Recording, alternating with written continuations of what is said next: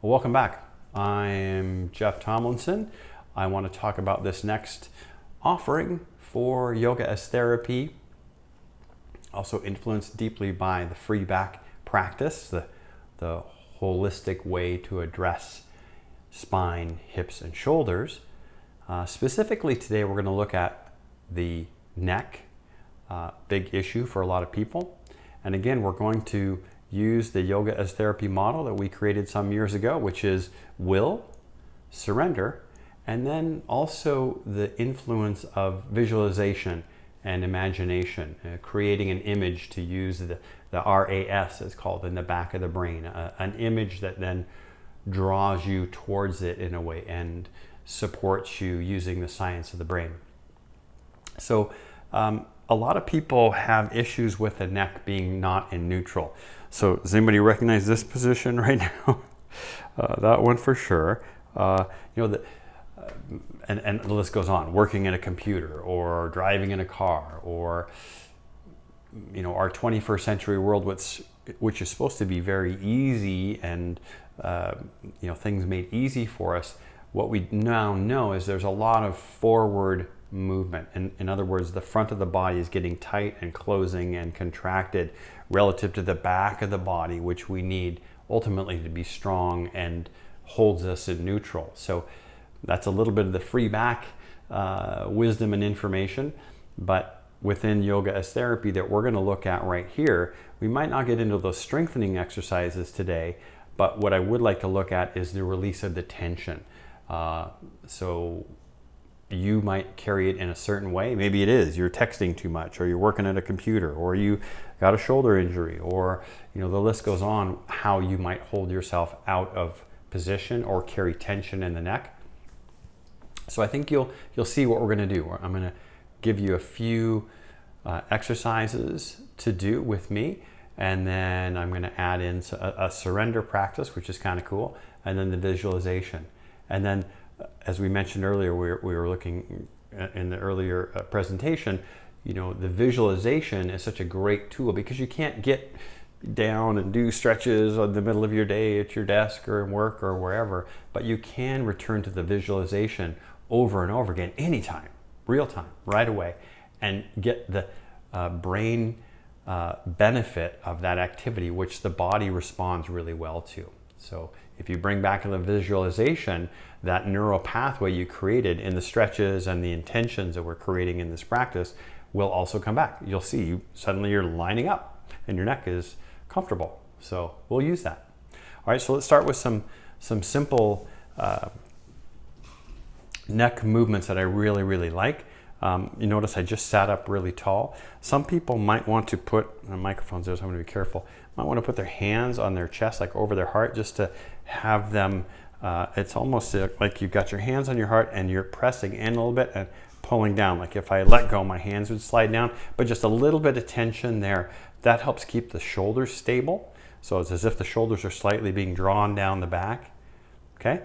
And not enough to, you're not trying to strain by doing that, just a little bit of activation, okay? And then we're going to begin with a nice long neck.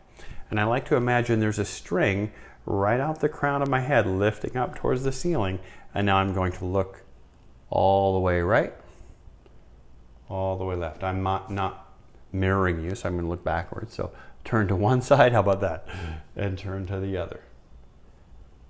One side and the other, as if I'm pivoting around a center point. That string still lengthening me out of the crown of the head. So I might do about 10 to each side. I'm going to keep it shorter for me right now for the video here. Okay, notice I'm not moving my neck around. I'm staying nice and neutral. And mine doesn't go perfectly to the same way each side. That's part of the asymmetry we're dealing with here. We're working with that issue primarily, that we have imbalances in the muscles on the sides of the neck, the back of the neck, the front of the neck. All right, so there's the first two moves. Now here's the next one. Now we're going to move the chin towards the chest, and then we're going to lift the chin up gently to the ceiling, not compressing the back of the neck, just like I'm saying yes. And I'm only moving this from the very top of the spine, almost like my wrist is the top of my spine, and I'm just moving right there. So I'm not rounding the whole neck, just the top of my spine.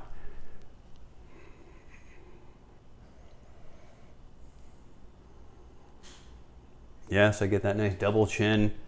I think it was already there, but that's okay. You might hear some little cracks and pops. That's okay. It's called crepitus. There's no pain with the pop. We're okay. If there is, maybe check in, reach out, get some support. We're always here for you. Good. Okay. That's the next two. Here's the next two. So now I'm not gonna drop my ear to the side. I'm almost like there's a string on this ear, on my right ear. I'll get that mirrored correctly for you now. That's being pulled up and away. So and away to the other side. Up and away. Up and away. Up and away. So again, I'm working with the very top few vertebrae in the cervical spine, in the neck. And that's really where most of the problem is for many of us,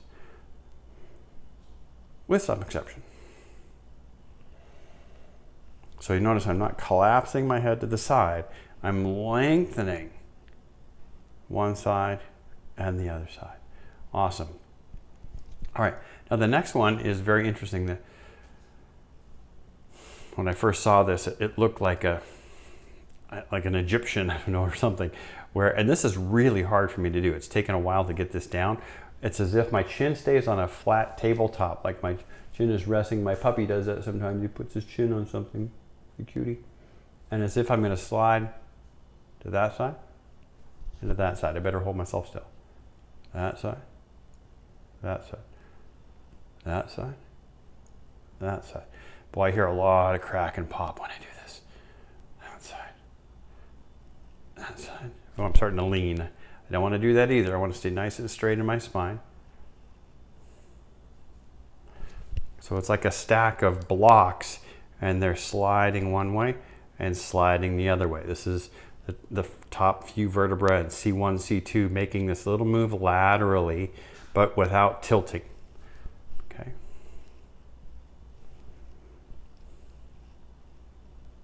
I think some of the hip pop stars do that in some kind of a dance move. I don't know. I'm not hip, so I can't do that. Okay. Next is one of my favorites. So those are really six movements of the spine right there. We turned it, we move it forward and back. We did that little side to side movement. But now we're actually going to work on a specific muscle called the scalene. So it's a deep anterior, means the front of the body, deep neck muscle that many of us get over tight because our head is forward a lot, and then we're stressed too, or we got issues in work or time or life or something, and then that muscle holds tension, and then when we try to go straight back up, we're fighting against that a little bit. Next thing you know, you've got pain in the back of the neck even sometimes, and sometimes that's a symptom really of what's happening, the imbalance you have in the front. So now I'm not mirroring you. I'm gonna have to walk you through this. So I'm going to take my right hand on my left upper chest. Left hand meets it. I'm going to press my hands in and pull it down like I'm drawing that pec down. Now remember what I did. I'm going to lengthen out of this is my left ear. I'm going to lift it up and away. I'm already feeling that. And then I'm going to turn my head like I'm drawing a line along the ceiling with my nose. I'll keep my jaw set now. Breathing. I feel that big time.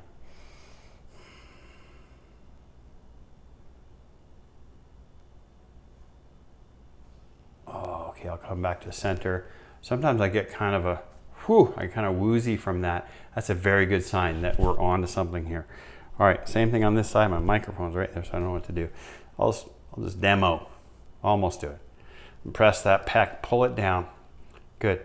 I'm gonna lift just like a string on my right ear, lifting me up and away. Good, and then like I have a crayon on my nose, I'm gonna draw a line along the ceiling. Don't forget to breathe. I haven't really talked about the breath.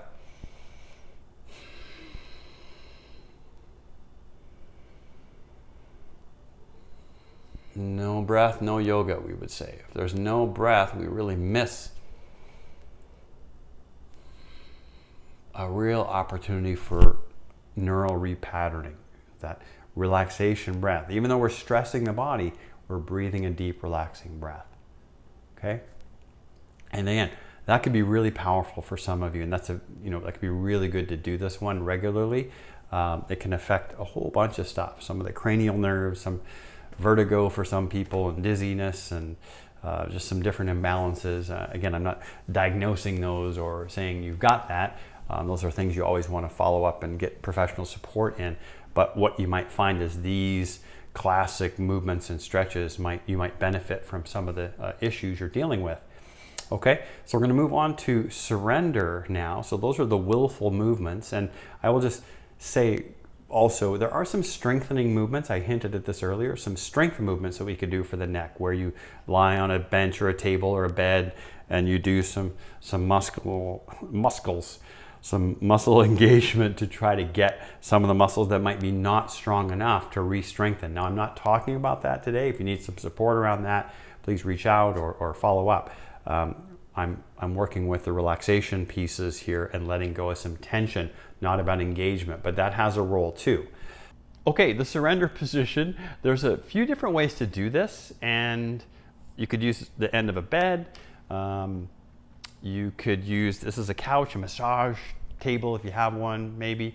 You'll see the point is I want some weight headed down the body, and then I'm going to hang off the end of in this case, the couch, and let my neck decompress. So I'm going to surrender into that. So you'll see what I'm going to do here. I put some pillows here because I don't want it to cut into my belly and my body.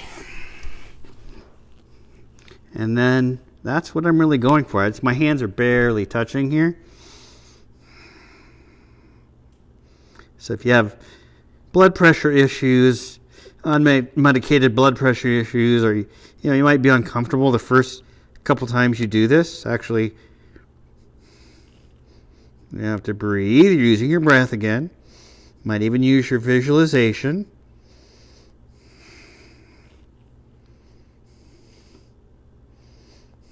And just let yourself hang there for some time. Really, when you first do this, especially if you're not used to inversions, going upside down, it takes a minute to get your breath and feel the pressure change in your head. However, you get the idea where the head and neck are simply being pulled by gravity and softening and lengthening. Nothing to do there. Just surrender and breathe. Breathe that full breath, relax into it. Again, perhaps work on your visualization that you're learning of that simple column of water and the ball at the top of the column of water, creating that spaciousness, that relaxation. Okay, good job. Lastly, we're going to talk about the visualization. So I'm going to include an image that I'm going to cut and paste in here about I've seen it in a backyard, like a hummingbird feeder or something, where there's a water feature that comes up, and at the top of the water feature is a round ball, sometimes a mirrored ball, that just kind of sits on the top of the column of water, and it spins around a little bit. Okay, so I want you to begin to see that visualization in your own mind's eye. You might close your eyes to see that as if there's a column of water coming up straight and long, right? The column of water has to be straight. At the top, here's that ball, that marble ball or whatever it is that's spinning around, just sitting at the very top of that column of water, just resting on the top of the column of water. And so in a way, we want your head to be that. We want your head to rest at the top of that column of the spine, if you will, with no tension, just resting and relaxed there. Good. And feel that. Just visualizing that, as I said, it brings up that natural alignment for me. I lengthen up. I can feel that length. Good.